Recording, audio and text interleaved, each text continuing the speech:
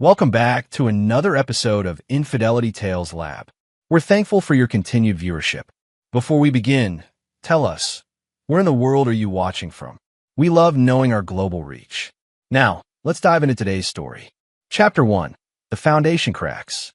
The morning sun filtered through the kitchen windows of the sprawling suburban home as Derek Lansing adjusted his tie, preparing for another day at his private security consulting firm. At 38, Derek had built his life on precision and control. His military background had taught him to read people, to anticipate threats, and to respond with calculated force when necessary. These skills had served him well in both his business ventures and his marriage to Allison. Derek had met Allison 6 years ago at Charity Gala. She was 25 then, a stunning blonde with an infectious laugh and a seemingly genuine warmth that drew him in completely. Her background was modest. She'd grown up in a small town in Ohio, worked her way through community college, and was trying to make it as a freelance photographer when they met. Derek, already financially successful from his consulting work with high-profile clients, had been charmed by her down-to-earth nature and apparent innocence. Their courtship had been whirlwind. Derek showered her with expensive gifts, exotic vacations, and eventually, a marriage proposal that included a 5-carat diamond ring. Allison had seemed overwhelmed by his generosity, often commenting how she couldn't believe someone like him would choose someone like her. Derek had interpreted this as humility, even endearing insecurity. Looking back now, as he watched her sleep in their king-sized bed, he wondered if it had been something else entirely. Their daughter Emma had arrived 3 years into their marriage. At 4 years old now, she was the light of Derek's life, a bright, curious child with Allison's blonde hair and Derek's sharp green eyes. Derek doted on Emma, perhaps overcompensating for his own childhood with an absent military father. He made sure to be present for every bedtime story, every scraped knee, every small milestone. But lately, something had fell off in the Lansing household. It started with small things Derek couldn't quite pinpoint. Allison seemed distant, distracted. She'd started taking more photography assignments that required her to stay out late or travel overnight. Their intimate moments had become perfunctory, lacking the passion that had once defined their relationship. When Derek tried to discuss it, Allison would deflect, claiming stress from work or exhaustion from chasing after Emma. Then there were the phone calls. Derek would walk into a room and find Allison quickly ending conversations, claiming it was just a client or her sister. But her sister lived in Ohio and rarely called, and Derek knew enough about Allison's photography business to know that most client communications happened via email. The final red flag had been Emma's behavior. His normally cheerful daughter had become increasingly anxious and secretive. She would whisper things to Allison that stopped abruptly when Derek entered the room. Emma had also begun having nightmares, waking up crying about the bad man, but unable to explain who this person was when Derek pressed for details. Derek's military training had taught him to trust his instincts, and every instinct screamed that something was fundamentally wrong in his home. But he was a methodical man who believed in gathering intelligence before acting. So he watched, he listened, and he waited. This particular morning, as Derek finished his coffee and prepared to leave for the office, he noticed Allison was still asleep despite it being nearly 9 o'clock. Emma sat at the kitchen table, quietly eating her cereal while watching cartoons on the tablet Derek had bought her. "Daddy has to go to work now, sweetheart," Derek said, kissing the top of Emma's head. "Be good for Mommy." Emma looked up at him with those serious green eyes. "Daddy, I don't like the games Mommy makes me play." Derek knelt down to Emma's level. In his line of work, he'd learned that children often held crucial information, but getting them to share it required patience and the right approach. "What kind of games, Emma?" "Secret games. She says we can't tell you about them because they're special surprises." A chill ran down Derek's spine. In his security consulting work, he'd seen enough cases involving manipulation and abuse to know that special secrets were never a good sign. But he forced his voice to remain calm and gentle. "What kind of secret games?" Emma glanced toward the stairs, as if checking to make sure Allison wasn't coming down. Then she leaned closer to Derek and whispered, "Sometimes she gives me special medicine to put in your food." She says it's vitamins to make you strong, but I have to be very careful and quiet about it. Derek felt his world tilt on its axis. Years of combat training kept his expression neutral, but inside, a cold fury was beginning to build. Someone was using his 4-year-old daughter to poison him. And if Allison was orchestrating this, then every assumption he'd made about his wife, his marriage, his life, was wrong. Can you show Daddy where this special medicine is, Emma? Emma nodded and led him to a kitchen cabinet Derek rarely opened, the one where Allison kept her vitamins and supplements. Hidden behind a bottle of prenatal vitamins from her pregnancy was a small brown vial with no label. Derek pocketed the vial without Emma seeing. His mind was already working, processing possibilities and planning his next moves. If someone was poisoning him, it explained the mysterious illnesses he'd been experiencing over the past few months, the unexplained fatigue, the occasional nausea, the general feeling of being unwell that doctors hadn't been able to diagnose. Emma, this is very important, Derek said, his voice still gentle but serious. From now on, you don't put anything in Daddy's food unless Daddy says it's okay. And if anyone asks you to do secret things that we can't tell other people about, you come and tell Daddy immediately. Can you do that for me? Emma nodded solemnly. Are you mad at me, Daddy? Derek pulled his daughter into a fierce hug. No, sweetheart, you're not in trouble. You were trying to help, and that makes you a good girl. But sometimes grown-ups lie to children, and that's not okay. As Derek drove to his office that morning, his mind was already shifting into the methodical, ruthless mode that had made him successful in both military operations and private security. Someone had turned his own child into an unwitting weapon against him. Someone had violated the sanctity of his home and family. And Derek Lansing was not the kind of man who forgave such transgressions. He had built his life on loyalty, trust, and the unshakable belief that family came first. If that foundation was cracked, then everything else would have to be torn down and rebuilt. And in Derek's experience, sometimes the only way to build something strong was to completely destroy what came before. Chapter 2. Derek's office occupied the top floor of a downtown building that housed his private security consulting firm, Lansing Solutions. The company specialized in corporate security, threat assessment, and discreet investigations for high-net-worth clients. Derek had built the business from the ground up after leaving the military, leveraging his special forces background and the network of contacts he developed over years of service. His assistant, Rebecca Torres, had been with him since the company's early days. A former military intelligence officer herself, Rebecca was one of the few people Derek trusted completely. She was sharp, discreet, and absolutely loyal, qualities that had served them both well in their line of work. Cancel my appointments for today, Derek told Rebecca as he strode into the office. I need you to run some tests on something, and I need complete privacy. Rebecca immediately recognized the tone in Derek's voice. She'd heard it before, during their military days, when a mission had taken an unexpected and dangerous turn. Without questions, she cleared his schedule and activated the office's privacy protocols, signal jammers that would block any electronic surveillance, and white noise generators that would prevent anyone from overhearing their conversations. Derek placed the small brown vial on his desk. I need to know exactly what this is and what it does to someone who ingests it regularly in small doses. Rebecca examined the vial without touching it. Where did this come from? My home. Someone's been using Emma to put this in my food. Rebecca's expression hardened. In her years working with Derek, she'd come to view his family as her own. The thought of someone using a child to poison Derek triggered the same protective instincts that had made her an exceptional soldier. I'll have it analyzed by our lab contact. Full spectrum analysis, toxicology report, everything. How long do you think this has been going on? 3 months, maybe 4. It coincides with when I started feeling off, fatigue, nausea, general malaise. Nothing severe enough to hospitalize me, but consistent enough to impact my performance. Derek's mind was already working through the implications.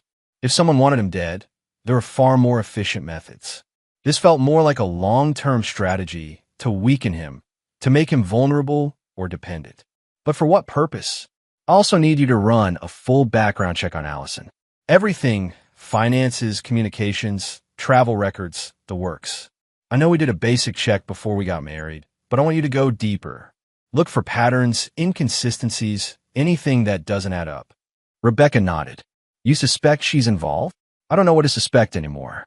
But someone with access to my house is orchestrating this, and Allison is the one who's been instructing Emma to add the substance to my food. What about surveillance? Do you want me to set up monitoring on the house? Derek considered this. His home security system was state-of-the-art, but it was designed to keep intruders out, not to monitor the activities of people who live there. Installing covert surveillance on his own family felt like crossing a line, but then again, using his daughter to poison him had already crossed every line that mattered. Not yet. I want to be more subtle about this. If Allison is involved in something, tipping her off too early could make things worse for Emma. The mention of his daughter refocused Derek's anger. Emma was innocent in all of this, a child being manipulated by adults who should have protected her. Whatever was happening, whatever game Allison was playing, Emma's safety was Derek's top priority. There's something else, Derek continued. I want you to look into any connections Allison might have that we don't know about. New friends, business associates, anyone who's entered her life recently. Rebecca made notes on her tablet. I'll start with her phone records and social media activity. If she's communicating with someone regularly, we'll find it. Be discreet. And Rebecca? Derek's voice carried the weight of absolute authority. This doesn't leave this room. Not until we know exactly what we're dealing with. After Rebecca left to begin her investigations, Derek sat alone in his office, staring out at the city below. He'd built his entire adult life around the principle that loyalty and trust were non-negotiable. In the military, betrayal meant death, not just for you, but for your entire unit. In his business, trust was the foundation that allowed clients to place their safety and security in his hands. But what happened when the betrayal came from inside your own home? Derek's phone buzzed with a text message from Allison. Hope you're having a good day at work. Emma and I are going to the park this afternoon. Love you. He stared at the message for a long moment. How many times had Allison sent him similar texts while she was orchestrating his slow poisoning? How many times had she kissed him goodbye in the morning while knowing she was systematically weakening him? Derek deleted the message without responding. Until he knew the full scope of what he was dealing with, every interaction with Allison would be a performance. And Derek had learned long ago that the best way to gather intelligence on an enemy was to let them believe they still held the advantage. His desk phone rang, interrupting his thoughts. Rebecca's voice came through the secure line. Derek, I've got preliminary results on the substance. You need to see this right away. 20 minutes later, Rebecca placed a detailed toxicology report on Derek's desk. The results were both shocking and illuminating. It's a compound called thorazine, mixed with small amounts of lithium, Rebecca explained. In therapeutic doses, it's used to treat severe psychiatric conditions. But in the concentrations found in your sample, administered regularly over time, it would cause exactly the symptoms you've been experiencing: fatigue, cognitive impairment, general physical weakness. Derek studied the report. Someone's been chemically restraining me. That's exactly what this is. Look at this. Rebecca pointed to a section of the report. The mixture is precise, calculated to keep you functional but diminished. This is an amateur hour. Whoever prepared this knows what they're doing. How long would it take for me to recover full capacity if I stopped ingesting it? With your physical condition and metabolism? Maybe 2 to 3 weeks for complete clearance, but you'd start feeling improvements within a few days. Derek felt a cold satisfaction. Knowing what had been done to him was the first step in undoing it. But more importantly, the sophistication of the poisoning suggested this wasn't just Allison acting alone. Someone with medical or pharmaceutical knowledge was involved. What about the background check on Allison? Rebecca's expression grew grim. That's where things get really interesting. I found some discrepancies in her personal history that we missed the first time around. She placed a file on the desk. Remember how she told you she grew up in Ohio and came to the city to pursue photography? Well, there's a 2-year gap in her history that she never accounted for. No employment records, no address listings, no social media activity. It's like she disappeared for 24 months before she met you. Derek opened the file and began reading. The woman he'd married, the mother of his child, had essentially been a ghost for 2 years before entering his life. And now she was poisoning him with the help of someone who had advanced pharmaceutical knowledge. There's more, Rebecca continued. I cross-referenced her recent communications and found a pattern. She's been in regular contact with someone using an encrypted messaging app. The contact uses the name Dr. Ray, and they've been communicating almost daily for the past 6 months. Derek looked up from the file. Dr. Ray, I'm still working on identifying him, but based on the timing and the sophistication of the poisoning compound, I think we've found our chemist.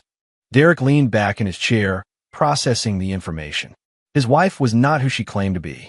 She was involved with someone who had medical knowledge. And together, they had been systematically poisoning him for months while using his own daughter as their delivery method. The betrayal cut deeper than any physical wound Derek had ever sustained. But beneath the pain, something else was growing. A cold, methodical fury that would not be satisfied until everyone responsible paid the full price for what they had done. In the military, Derek had been known for his ability to plan and execute operations with ruthless precision. His enemies had learned too late that Derek Lansing never forgot a betrayal, never forgave a transgression, and never stopped until justice was served. Allison and her mysterious doctor were about to discover exactly what kind of man they had chosen to betray. Chapter 3. The Web Unravels. Derek spent the next 3 days playing the role of the unsuspecting husband while Rebecca's investigation expanded. Each morning, he kissed Allison goodbye, ruffled Emma's hair, and left for work with the performance of a man who trusted his family completely. But every interaction was now calculated, every word measured for its intelligence value. The hardest part was watching Emma. His daughter had become withdrawn and anxious, clearly struggling with the burden of the secret games she'd been forced to play. Derek maintained their normal routines, bedtime stories, weekend activities, father-daughter time. But he could see the confusion in her eyes as she tried to reconcile the loving daddy she knew with the complicated adult world she'd been dragged into. On Thursday morning, Rebecca's investigation finally bore fruit. I've identified Dr. Ray, she announced as she entered Derek's office with a thick file.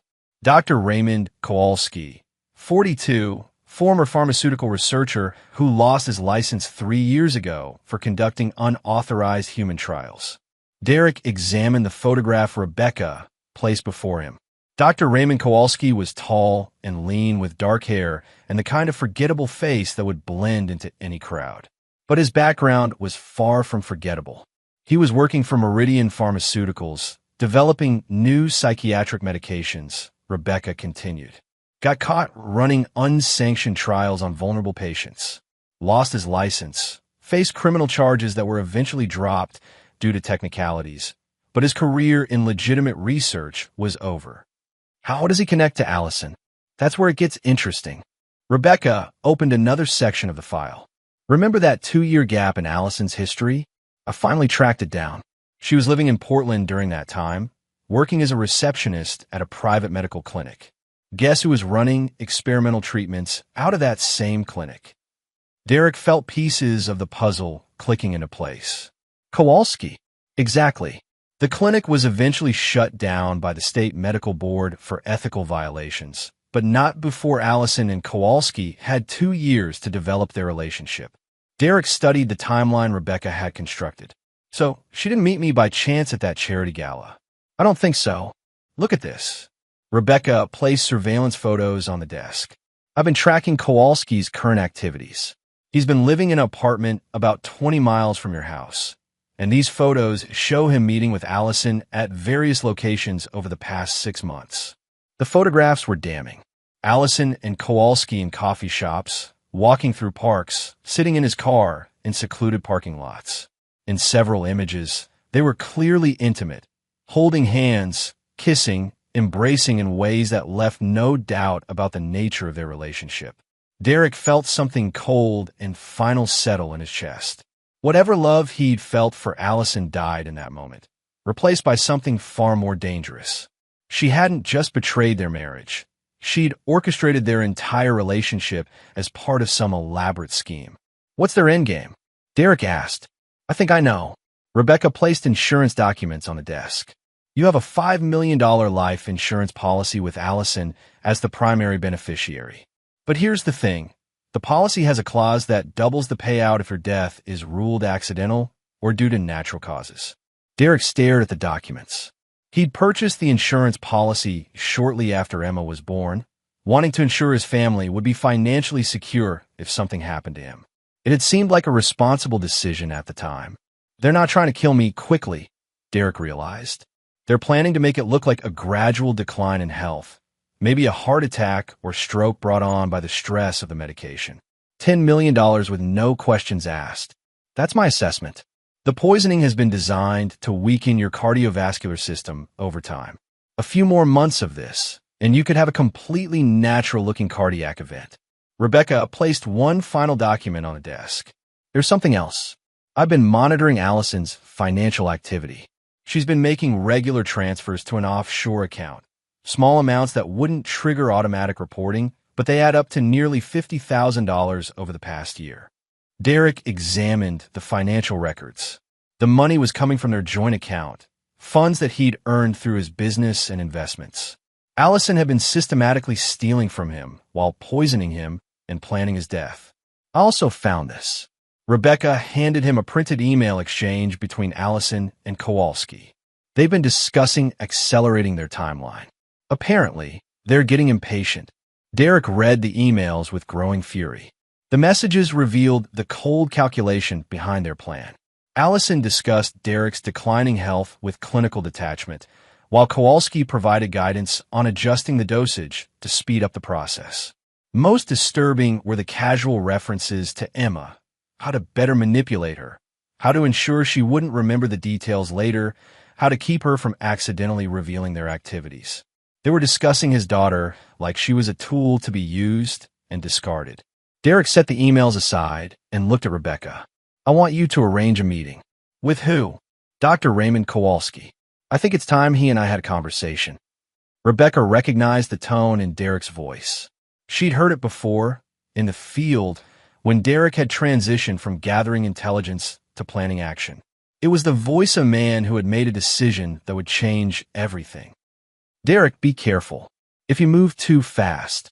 I'm not moving fast, Derek interrupted. I'm moving precisely. Kowalski is the key to this whole operation. Without him, Allison is just an unfaithful wife. With him, she's part of a conspiracy to commit murder. Derek stood and walked to his office window, looking out at the city below. For months, he'd been living in a carefully constructed lie, believing his family was safe and his home was secure. Now he knew better. His wife was a stranger with a hidden past, his daughter was being used as a weapon against him, and his life was being slowly stolen away. But Derek Lansing was not the kind of man who accepted defeat. He'd built his career on identifying threats and neutralizing them with extreme prejudice. The fact that this particular threat came from inside his own home only made his response more personal, more complete. Set up the meeting for tomorrow night, Derek told Rebecca. Somewhere private where we won't be interrupted. What are you planning? Derek turned from a window, and Rebecca saw something in his eyes that reminded her why Derek had been such an effective soldier. It was the look of a man who had identified his enemies and was prepared to do whatever was necessary to eliminate them. I'm planning to have a very frank conversation with Dr. Kowalski about the future, Derek said. And then I'm going to make sure he understands exactly what happens to people who threaten my family. Rebecca nodded, understanding that Derek had crossed a line from which there would be no return. The investigation phase was over. Now came the reckoning. As Derek prepared to leave the office that evening, he felt the familiar calm that had always preceded military operations.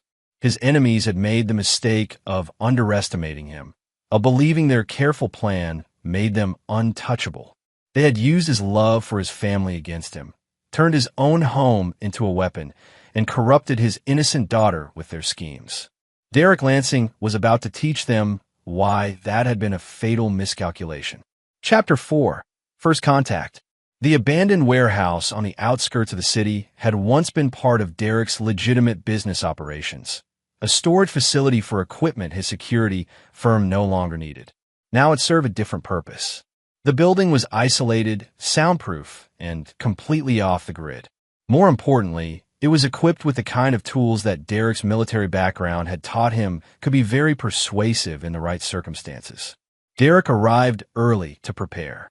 He'd spent the day purging the last traces of Kowalski's poison from his system, and for the first time in months, his mind felt completely clear. The fog of chemical restraint was lifting, replaced by the sharp focus that had made him legendary among his Special Forces unit.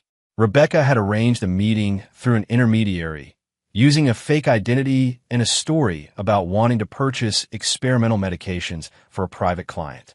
Kowalski, apparently always eager for money, had agreed to meet at 9 o'clock. Derek checked his watch. 8:45 p.m. Dr. Raymond Kowalski would arrive, soon to find that his prospective client was someone very different from what he expected. The warehouse lights were dim when Kowalski's sedan pulled into the parking area. Derek watched through a security monitor as the doctor got out of his car, looking around nervously before approaching the entrance. Even in the grainy video feed, Derek could see that Kowalski was the kind of man who thought he was clever but lacked the survival instincts that real intelligence required. Derek waited in the shadows as Kowalski entered the warehouse. The doctor called out tentatively, "Hello? I'm here for the meeting about the special medication request."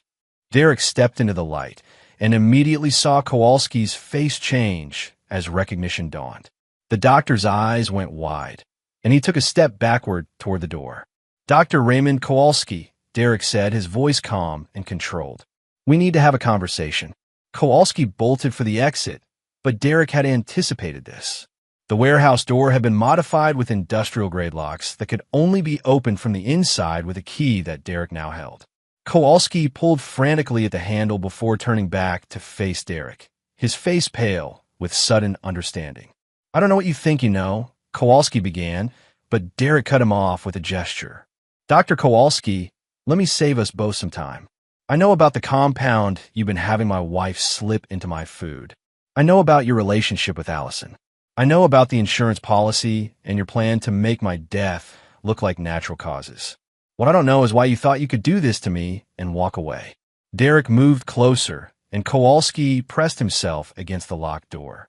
"You have two choices," Derek continued. "You can tell me everything I want to know, and we can resolve this situation in a civilized manner. Or I can extract the information using methods I learned in the military that are considerably less pleasant." "You can't do this," Kowalski stammered. "This is kidnapping, false imprisonment. Dr. Kowalski, you've been poisoning me for months while manipulating my 4-year-old daughter into being your accomplice. I think we're well beyond worrying about legal technicalities." Derek gestured to a chair in the center of the warehouse. "Sit." When Kowalski hesitated, Derek's expression hardened. That wasn't a request. Kowalski sat down, his hands shaking. Derek pulled up another chair and positioned it directly in front of the doctor, close enough that their knees almost touched. "Now," Derek said, "tell me how this started." The story that emerged over the next hour was both more complex and more sordid than Derek had imagined. Kowalski confirmed that he and Allison had met at the medical clinic in Portland, but their relationship had begun long before Derek entered the picture. She was different then, Kowalski explained, his voice barely above a whisper. Ambitious, calculating. She knew I was developing compounds that could be used for unofficial purposes. She suggested we could work together, find wealthy targets, create opportunities. And I was what, target practice? No, you were supposed to be the real thing. Allison spent months researching you before that charity gala. She knew about your business, your finances, your background. The whole meeting was staged. Derek felt a cold satisfaction at having his suspicions confirmed, but also a deeper anger at the extent of the deception. Every moment of their courtship, every expression of love, every intimate moment had been a calculated performance. How many others? Derek asked. Kowalski's face went even paler. What do you mean? How many other marks have you and Allison targeted? The silence stretched for nearly a minute before Kowalski finally answered. 3. Before you, there were 3 others. Derek leaned forward. What happened to them? 2 survived. We We abandoned those operations when complications arose. But the third, Kowalski's voice trailed off. The third what? The third died. It was in Phoenix about 4 years ago. A real estate developer named Bradley Chun. The compound worked too fast. He had a heart attack before we could adjust the dosage. Derek absorbed this information with growing fury. Allison and Kowalski weren't just planning to murder him. They had already successfully murdered someone else, and they had refined their technique with his life. Where's the evidence of this previous murder? We were careful. It looked completely natural. No investigation, no questions asked. His wife collected the insurance money and disappeared. His wife. Kowalski realized his slip immediately. I mean, the woman he was married to. Allison was using a different identity then. Derek felt the final piece of the puzzle click into place. Allison has done this before. She's not just your partner. She's your serial accomplice. For the next 2 hours, Derek systematically extracted every detail of their operation. The multiple identities Allison had used, the careful research they conducted on potential targets, the sophisticated network of forged documents and false histories they had developed. It was a professional operation that had been running for years. But what enraged Derek most was learning how they had manipulated Emma. Kowalski described in clinical detail how they had conditioned his daughter to follow their instructions, using a combination of threats and rewards to ensure her compliance. We told her that if she didn't help with the vitamins, something bad would happen to Mommy, Kowalski explained. Children that age are very susceptible to that kind of manipulation. Derek's control finally snapped. He grabbed Kowalski by the throat and lifted him partially out of the chair. You used my daughter's love for her mother to turn her into a weapon against me. Kowalski gasped for air, his face turning red. Derek held him there for a moment, then released his grip. The doctor collapsed back into the chair, gasping. Please, Kowalski wheezed. I'll do whatever you want. I'll testify against Allison.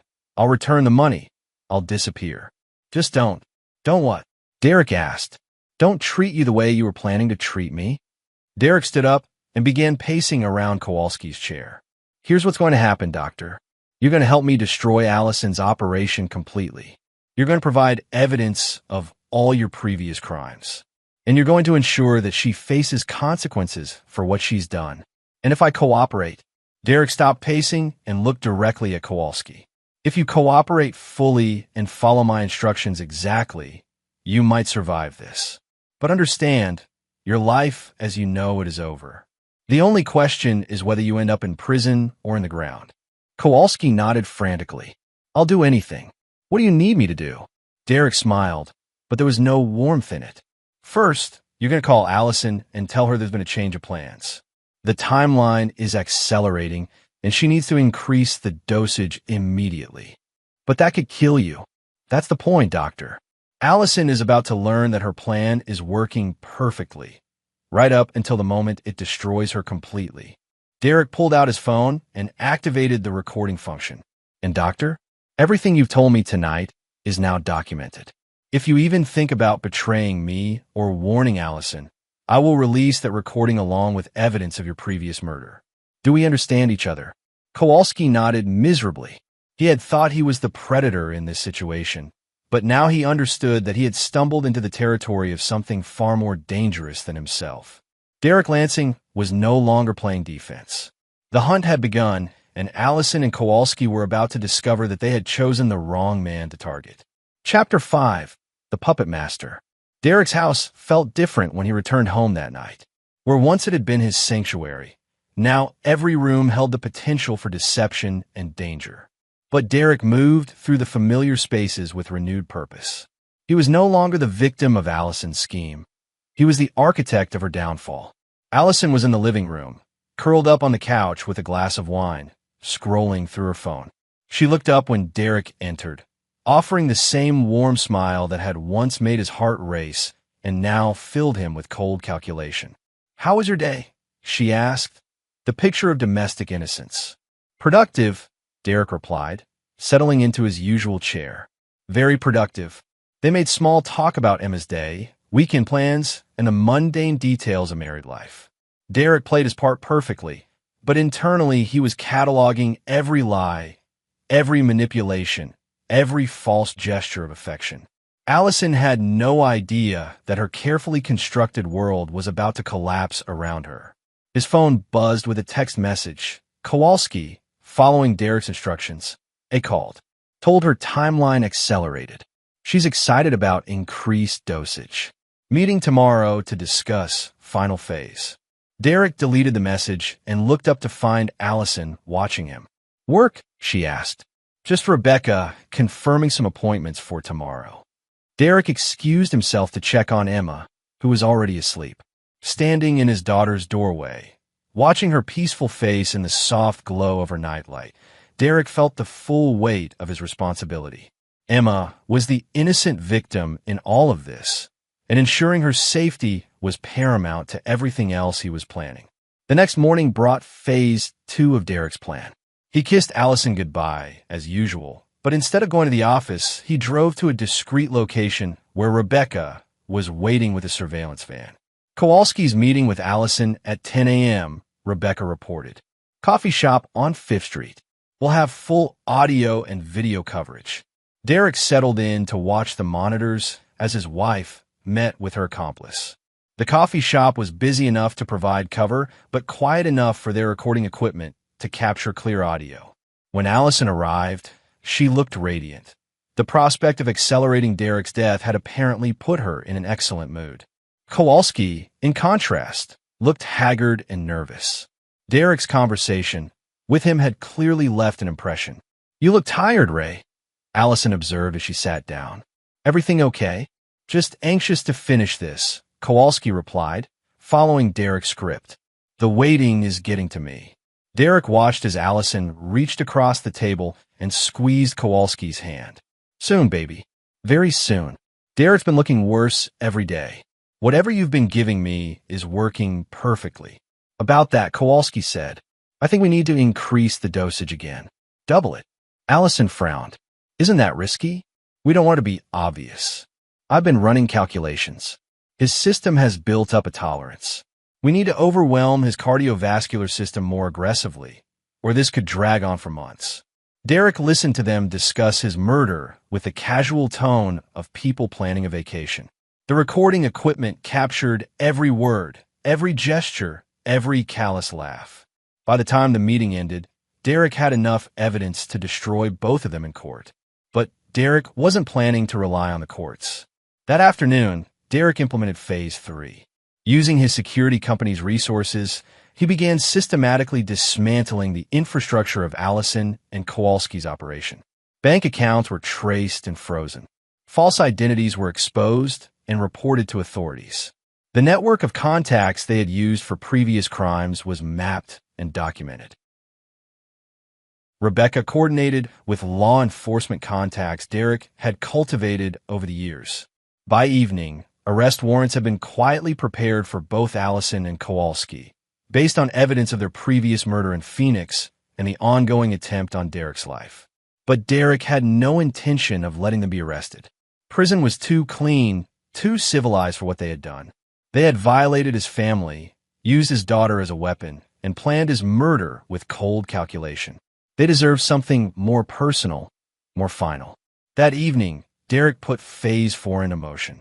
He arrived home to find Allison in the kitchen, preparing dinner with unusual enthusiasm. Emma was at the table, coloring in a book, looking up occasionally with anxious glances at her mother.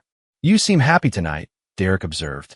Just feeling optimistic about the future, Allison replied, stirring something into the sauce for the pasta she was making.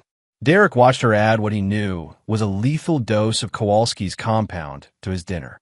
She was literally trying to kill him while humming cheerfully and chatting about their weekend plans.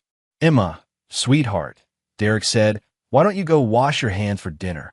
After Emma left the room, Derek moved behind Allison at the stove. I know what you're doing, he said quietly. Allison tensed but didn't turn around. I don't know what you mean. I know about Dr. Raymond Kowalski. I know about Phoenix and Bradley Chun. I know about the compound you've been putting in my food for months. I know everything, Allison. Allison slowly turned to face him, and Derek saw her expression transform from confusion to calculation to something approaching admiration. "How long have you known?" she asked. "Long enough to plan your complete destruction." Allison laughed, a sound without warmth or humor. "You always were thorough, Derek. I'll give you that. But what exactly do you think you can do about it now?" "That depends on you," Derek replied. "You have one choice to make, and everything else follows from that decision." "What choice?" Derek stepped closer, close enough that only she could hear his words. "You can disappear tonight, leave Emma, and never contact us again, and I'll let you run. Or you can stay and face the consequences of what you've done. And if I choose to run, you'll spend the rest of your life looking over your shoulder, never knowing when I'll decide that running wasn't enough punishment for what you did to my daughter." Allison studied Derek's face, and for the first time since he'd known her, he saw genuine fear in her eyes.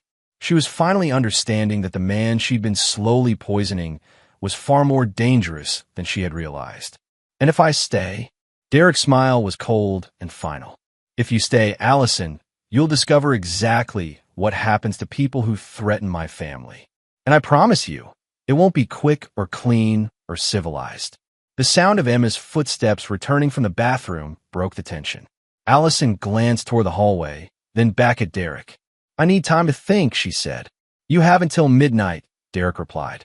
"After that, the choice gets made for you." Derek spent the evening playing with Emma, reading her stories and maintaining the facade of normalcy, while Allison retreated to their bedroom. He could hear on the phone, presumably with Kowalski, their voices low and urgent. At 11:30 p.m., Derek tucked Emma into bed and kissed her goodnight. Whatever happened next, his daughter would be safe from the consequences. At midnight exactly, Derek checked their bedroom. Allison was gone, along with her clothes, jewelry, and personal items. She had chosen to run. Derek felt a moment of disappointment. Part of him had hoped she would stay and face him directly. But her flight was probably better for Emma, who would be spared the trauma of watching her mother face Derek's full vengeance. Derek's phone buzzed with a message from Rebecca. Kowalski found dead in his apartment. Apparent suicide.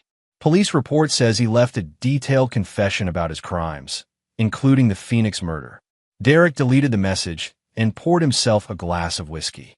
Kowalski's suicide had been the inevitable result of his conversation with Derek. Some people, when faced with absolute ruin and personal destruction, chose to end things on their own terms rather than face the alternatives Derek had outlined. Allison was still out there somewhere, but Derek was patient. He had resources, connections, and most importantly, he had time. She could run for now, but eventually she would make a mistake, and Derek would be waiting. For tonight, though, it was enough to know that Emma was safe, the immediate threat was neutralized, and Derek's enemies had learned the price of betraying his trust. Derek Lansing protected his family with absolute ruthlessness, and he never forgot a betrayal. Allison would spend the rest of her life learning the truth of that statement. Chapter 6. Closing the Circle. 3 months after Allison's disappearance, Derek had settled into a new routine with Emma. His daughter had initially been confused by her mother's sudden absence, but children were remarkably resilient when given consistent love and stability. Derek had explained that mommy had to go away for work and wouldn't be coming back, but that daddy would always be there to take care of her. Emma seemed relieved more than anything else. The anxiety and secretiveness that had plagued her during the months of Allison's manipulation had gradually faded. She was sleeping through the night again, laughing more freely, and had stopped asking about the secret games that had burdened her small shoulders. Derek hired Maria Santos, a former military nurse with impeccable credentials, to help with childcare and household management. Maria was competent, trustworthy, and most importantly, had the kind of protective instincts that Derek valued when it came to Emma's safety. But Derek hadn't forgotten about Allison. Rebecca's network of contacts had been tracking her movements since she fled. Allison had made it as far as Mexico before going underground, but Derek's resources were extensive and his patience unlimited. On a Thursday morning in late spring, Rebecca entered Derek's office with a file that made him look up from his computer with interest. "We found her," Rebecca announced. Derek set aside his work and gestured for Rebecca to sit down. "Where?" "Costa Rica." She's been living in a small coastal town under the name Lisa Martinez, working at a tourist resort, keeping a low profile. Rebecca placed surveillance photos on Derek's desk. Allison looked different. Darker hair, different style of dress, more cautious body language. But it was definitely her. Where do we track her down? She made a mistake. Used one of her old credit cards to book a flight. The charge was flagged by our monitoring system, and we traced her from there.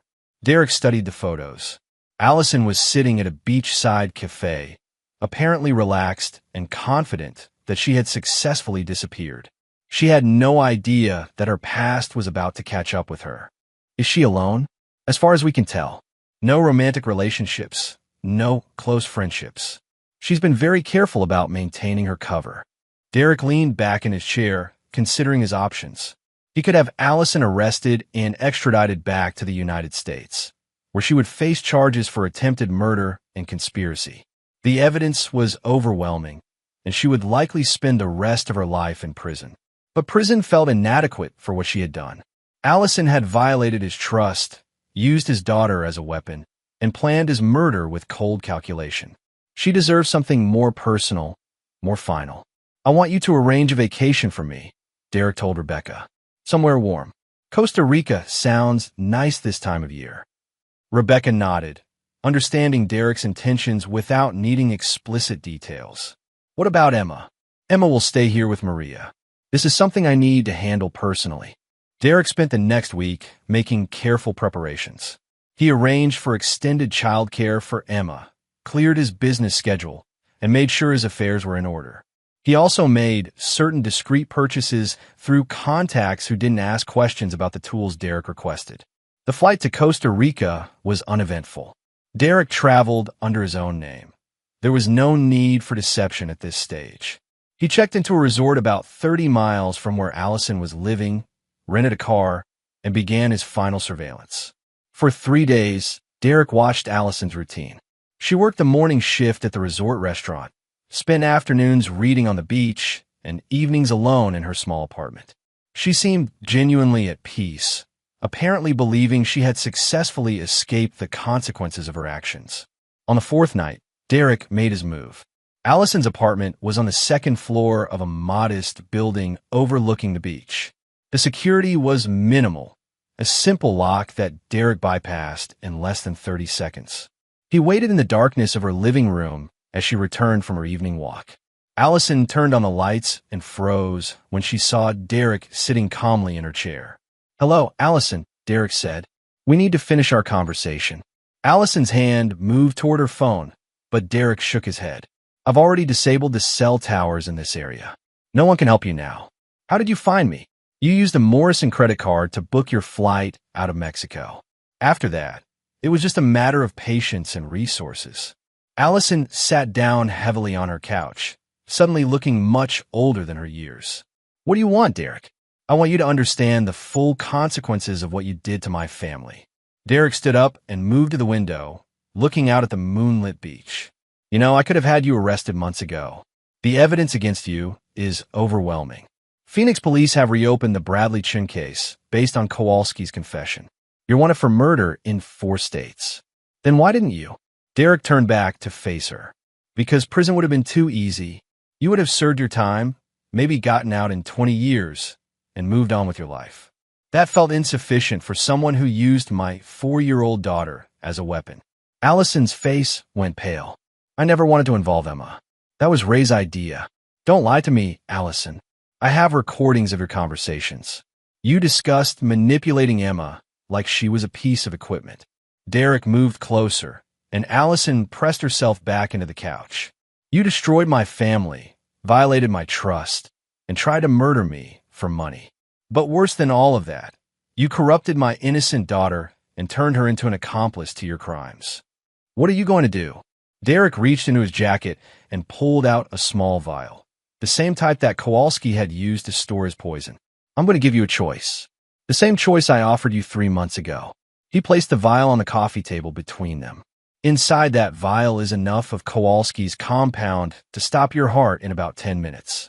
It will look like a completely natural death, heart failure brought on by stress and poor health. Allison stared at the vial in horror. You can't be serious. Your alternative is to come back to the United States with me, where you'll face trial for multiple murders, spend the rest of your life in prison, and never see daylight again. Derek sat back down in his chair. I'm giving you the dignity of choosing how this ends, Allison. That's more consideration than you showed me or Emma. There has to be another option. There isn't. You made your choices months ago when you decided to target my family. Everything that's happening now is just the inevitable consequence of those decisions. Derek checked his watch. You have 5 minutes to decide. After that, the choice gets made for you. Allison began to cry, but Derek felt no sympathy. He thought about Emma, about the anxiety and confusion his daughter had suffered because of this woman's manipulation.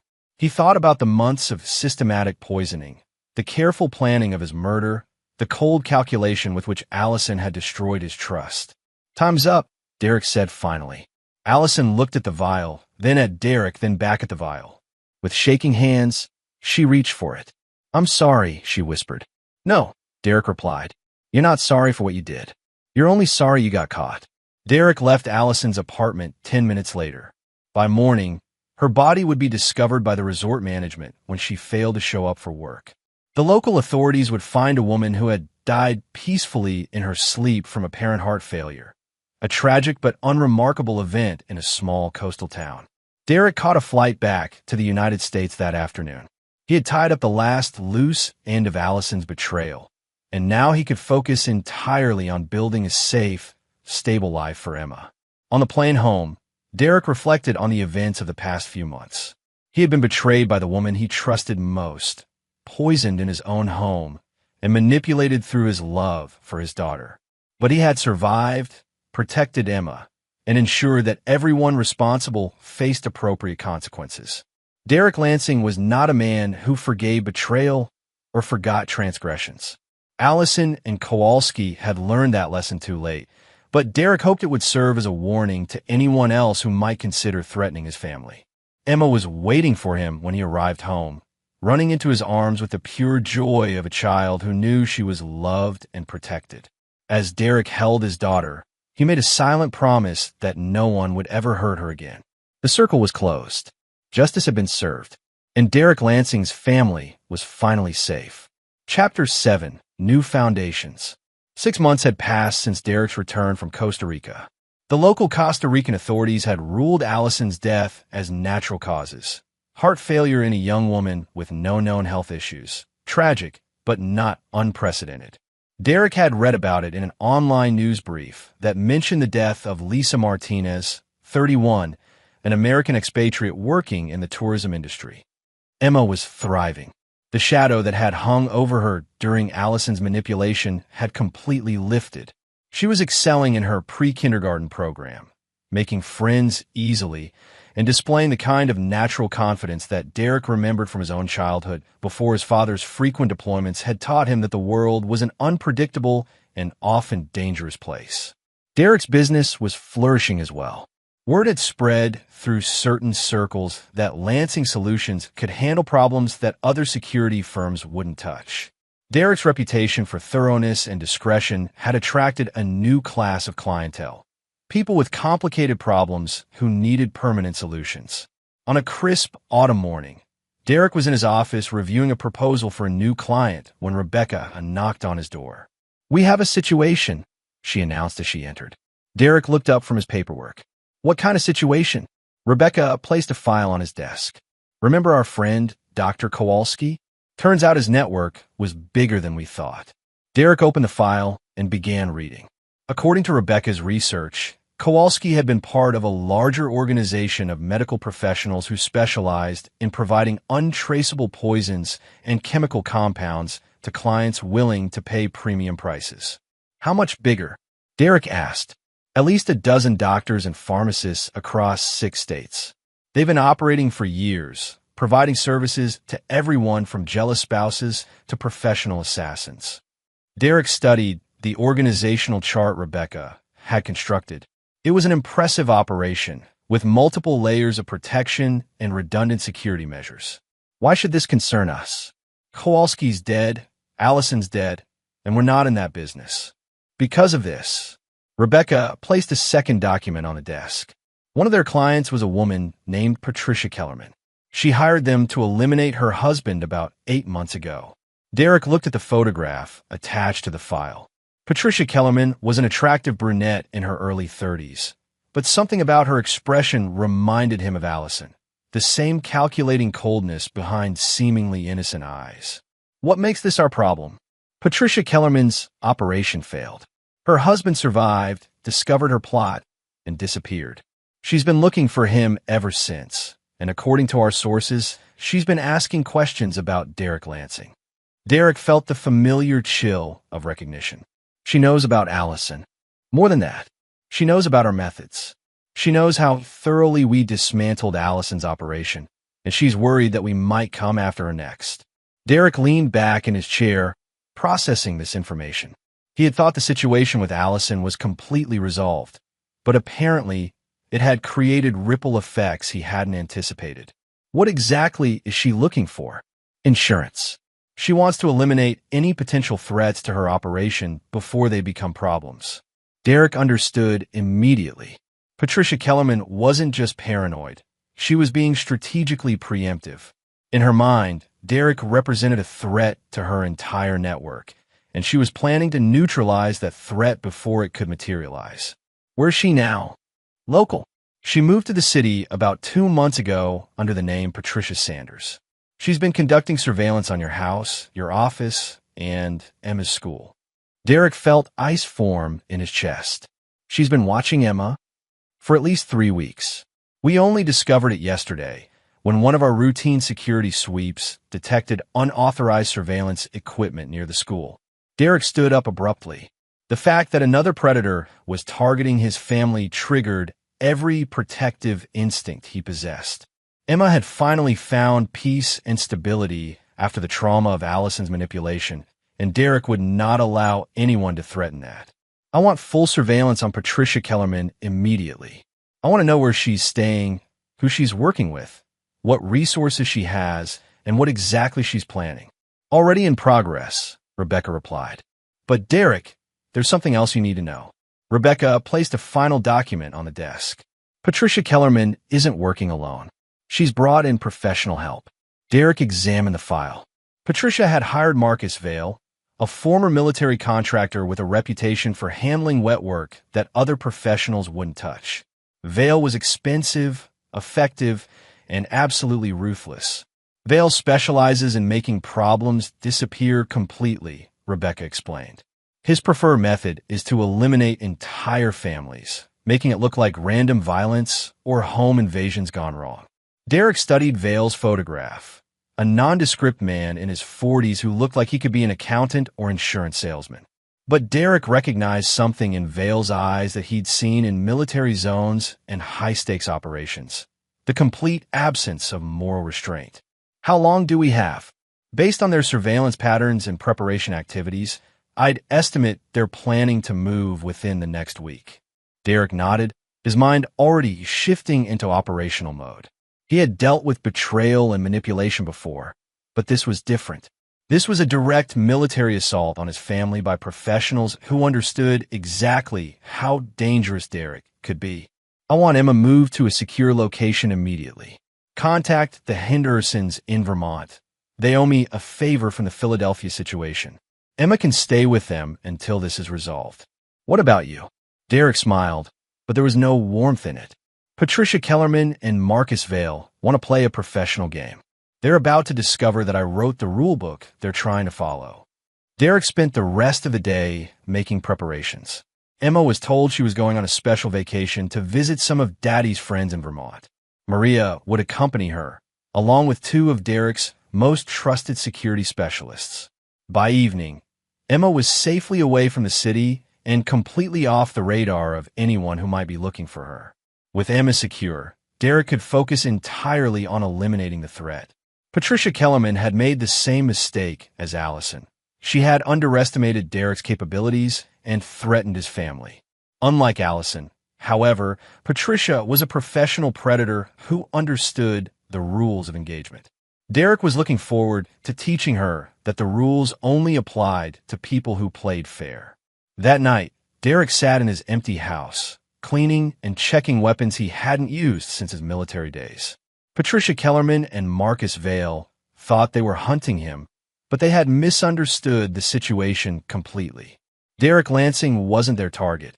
He was their executioner, and he was about to demonstrate why that distinction mattered. Chapter 8. The Hunter Becomes the Hunted. Derek's house was quiet in the pre-dawn darkness, but it wasn't empty. Hidden throughout the building were motion sensors, infrared cameras, and proximity alarms that would detect any unauthorized approach. Derek had spent years perfecting his home security, and now it would serve as both fortress and trap. He sat in his kitchen, drinking coffee and monitoring the feeds from Rebecca's surveillance team. Patricia Kellerman and Marcus Vale were holed up in a rented warehouse on the industrial side of town, apparently finalizing their plans for what they believed would be a simple assassination. Derek's phone buzzed with an encrypted message from Rebecca. Targets preparing to move. Estimated time to your location, 45 minutes. Derek finished his coffee and began his final preparations. He had chosen to face Patricia and Vale in his own home for strategic reasons. The house was familiar territory that he could control completely, and more importantly, it would send a message about the consequences of threatening his family. Derek changed into dark tactical clothing and checked his equipment one final time. He had positioned himself to have multiple escape routes, superior firepower, and the advantage of knowing every corner of the battlefield. Patricia and Vale were skilled professionals, but they were walking into Derek's domain. At 3:17 a.m., the perimeter sensors detected movement. Derek watched on his monitors as two figures approached the house with professional competence, moving in coordinated patterns, checking for surveillance, avoiding obvious approach routes. Marcus Vale was leading, with Patricia following about 20 meters behind. Derek had to admit they were good. Their movement was fluid and disciplined, and they had clearly studied his property layout in advance. But being good wasn't going to be enough. Vale reached the back door first and began working on the locks with electronic tools. Derek could have stopped him immediately, but he wanted both intruders inside the house before he acted. Better to eliminate both threats simultaneously than risk one escaping to threaten Emma later. The lock clicked open, and Vale stepped inside, followed closely by Patricia.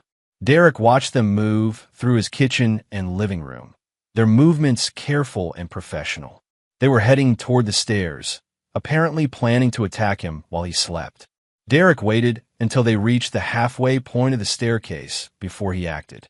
The house lights came on all at once, instantly destroying Vale and Patricia's night vision advantage. Simultaneously, Derek triggered a sound system that flooded the house with disorienting white noise at painful volume levels. Vale reacted first, dropping into a defensive crouch and drawing his weapon while trying to locate the source of the lights and sound. Patricia stumbled backward down the stairs, momentarily blinded and off balance. Derek emerged from his concealed position at the top of the stairs, a tactical shotgun trained on Vale's center mass. "Drop your weapons," Derek commanded, his voice cutting through the white noise.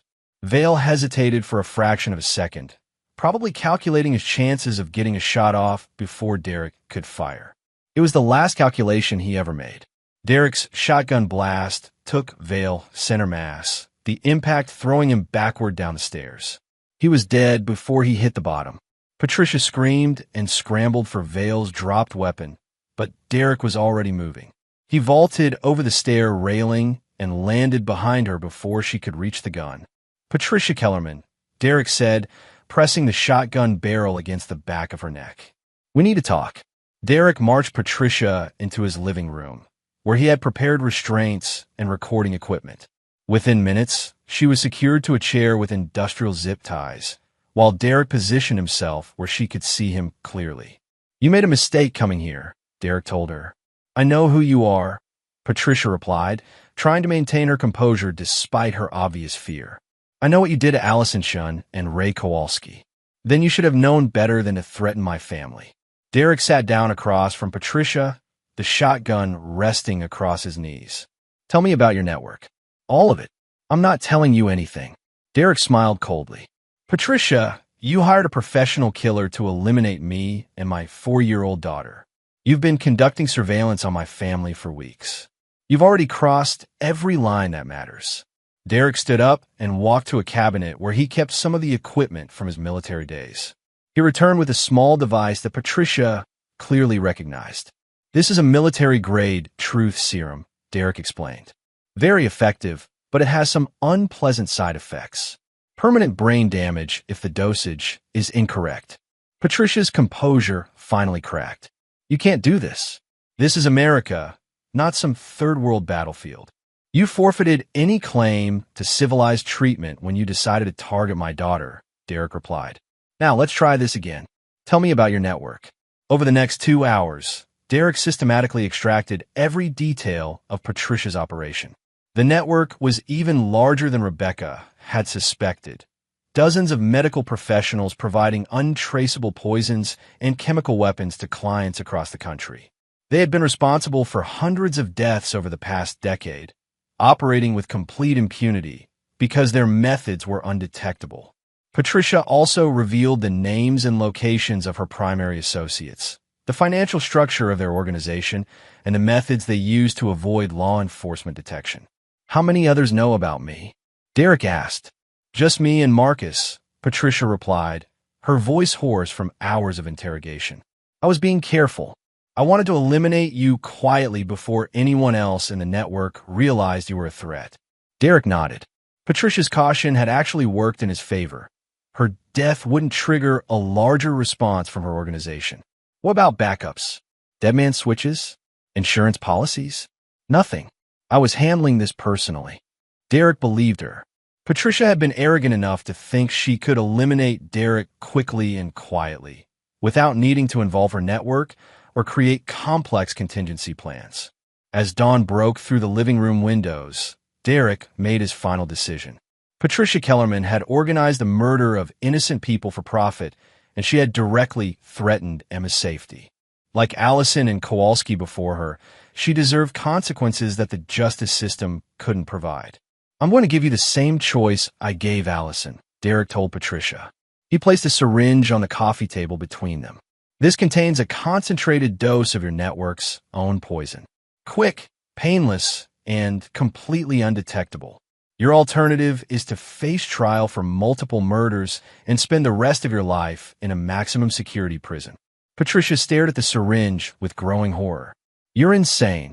No, Patricia. I'm thorough. You threaten my family, so you have to be eliminated. The only question is whether you maintain some dignity in how that happens. Derek checked his watch. You have 5 minutes to decide. Patricia spent those 5 minutes alternately pleading, threatening, and trying to bargain for her life. But Derek had heard it all before from Allison, and his resolve was absolute.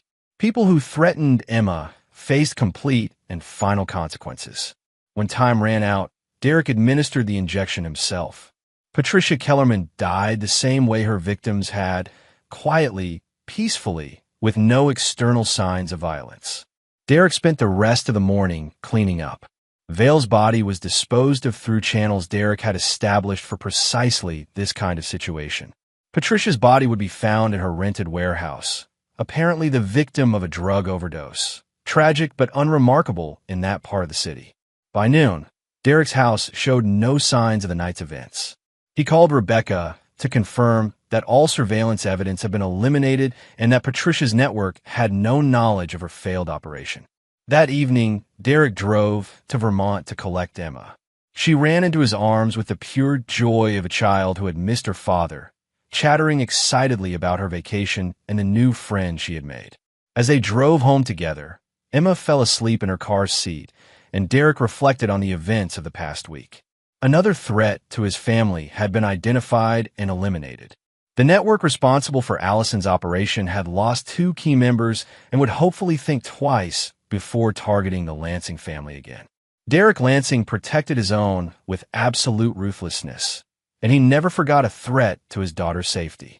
Patricia Kellerman and Marcus Vale had learned that lesson too late, but their fate would serve as a warning to anyone else who might consider making the same mistake. Emma was safe. Derek's family was secure. and anyone who might threaten that security in the future would face the same uncompromising response. Derek Lansing was not a man who offered second chances to people who threatened his family. Chapter 9: New Beginnings. 2 years had passed since the Patricia Kellerman incident. Emma was now 6 years old, thriving in first grade, and had grown into a confident, happy child who showed no lasting effects from the trauma of her early years. She had friends, hobbies, and the kind of secure childhood that Derek had been determined to provide despite the chaos that had once surrounded their family. Derek's business had evolved as well. Lansing Solutions now operated on 2 levels: the legitimate security consulting firm that handled corporate clients and high-net-worth individuals, and a much more discreet operation that dealt with problems that required permanent solutions. Derek's reputation in certain circles had grown to legendary status, and his client list included people who understood that some threats could only be eliminated completely. On a sunny Saturday morning in spring, Derek was in his backyard watching Emma play on the swing set he had installed shortly after Allison's disappearance. His daughter was explaining in great detail how she was going to win the science fair with her project about butterflies, her face animated with the kind of pure enthusiasm that reminded Derek why everything he had done to protect her was worthwhile. Rebecca joined them for their weekly family barbecue, a tradition that had developed over the years as she had become more than just Derek's business partner. She was Emma's honorary aunt, the closest thing to a maternal figure the little girl had known since Allison's betrayal. "Any word from the Phoenix investigation?" Derek asked as Rebecca settled into a chair beside him. "Case closed officially last month," Rebecca replied. "They ruled Bradley Chen's death a homicide based on Kowalski's confession, but with all the perpetrators dead, there's no one left to prosecute. Chen's real wife collected the insurance money and seems to be moving on with her life." Derek nodded. Justice had been served, even if it hadn't followed traditional legal channels. Bradley Chen's family had received closure, and the people responsible for his murder had faced appropriate consequences. What about the pharmaceutical network? Scattered to the winds. Patricia's death spooked them, and most of the key players have either retired or relocated overseas. The DEA is still investigating, but without inside information, they're mostly just documenting crimes that are too old to prosecute. Derek was satisfied with this outcome. He hadn't set out to destroy the entire network, just to eliminate the specific threats to his family. The fact that his actions had disrupted a larger criminal organization was a beneficial side effect, but not his primary goal. Emma ran over to them, breathless from playing. "Daddy, can we get ice cream after lunch?" "Of course, sweetheart. But first you need to eat your vegetables." Emma wrinkled her nose but nodded, running back to her swing set with the kind of energy that only 6-year-olds possessed. "She's remarkable," Rebecca observed. After everything she went through with Allison, most children would have lasting trust issues. But Emma seems completely resilient. Derek watched his daughter play, feeling the familiar surge of protective love that had driven every decision he had made over the past 3 years. Children are stronger than we give them credit for, and Emma knows she's safe now. That makes all the difference. As the afternoon progressed, Derek found himself reflecting on the journey that had brought them to this point. He had discovered betrayal in his own home, faced threats from multiple enemies, and been forced to make decisions that had permanently changed him. But through it all, his primary focus had remained constant: protecting Emma and ensuring her safety and happiness. Derek had learned that the world was full of predators who viewed other people as tools to be used or obstacles to be eliminated. Allison had seen him as a source of wealth to be systematically harvested. Patricia Kellerman had seen him as a threat to be eliminated. Others would undoubtedly emerge in the future with their own schemes and motivations. But Derek had also learned that he possessed the skills, resources, and absolute determination necessary to protect his family from any threat. He had built a life around the principle that loyalty and trust were sacred, and that betrayal carried consequences that were both swift and final. That evening, after Emma had gone to bed, Derek and Rebecca sat on the back porch, enjoying the quiet of the suburban neighborhood. "Do you ever regret how things turned out?" Rebecca asked. Derek considered the question carefully. I regret that Emma had to experience trauma because of Allison's choices. I regret that I didn't see through Allison's deception earlier. But I don't regret the way I handled the threats to my family. Even the extreme measures, especially the extreme measures. Rebecca, Allison was planning to murder me and leave Emma orphaned. Patricia Kellerman was planning to kill both of us. These weren't people who could be reasoned with or reformed. They were predators who had to be stopped permanently.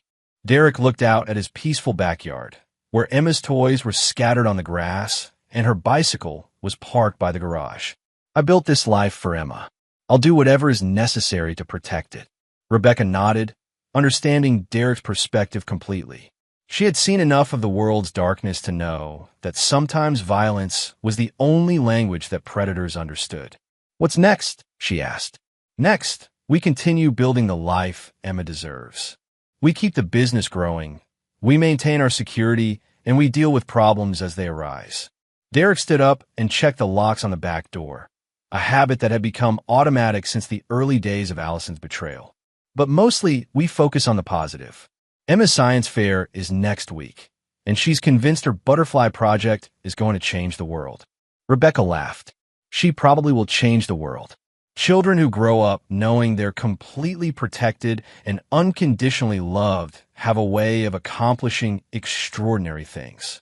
As Derek performed his nightly security check of the house, he felt the satisfaction that came from knowing his family was safe.